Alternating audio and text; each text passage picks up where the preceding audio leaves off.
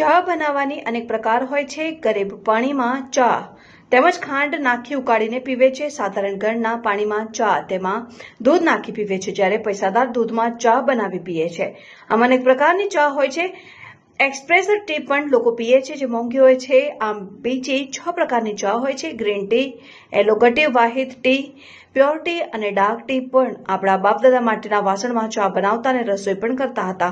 ઘણા ગરીબ આજે પણ રોટલા તેમજ ભાખરી ઢીકરામાં બનાવે છે અને દેશી વાસણમાં, દેશી ભાષામાં ટોયડો, જે માટીનું બનેલું હોય છે, તપેલા આકારનું, તેમાં રસોઈ બનાવે છે.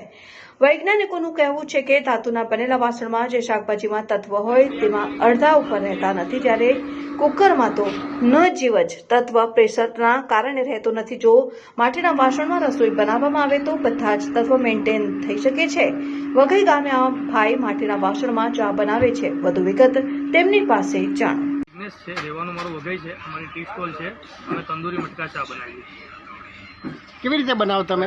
આ ભઠ્ઠી ઉપર જ બનાવીએ. જે આપણે રેગ્યુલર દૂધ હોય, દૂધને જાડું કરવાનું આવે. પહેલાં એને દૂધને ઉકાળવામાં આવે, પછી દૂધમાં ચા નાખવામાં આવે અને ચા નાખીને ખાંડ નાખવામાં. જે આપણે પ્રોસેસ છે રેગ્યુલર આપણે ઘરે બનાવી દેવી ને એલાયચી વાપરીએ.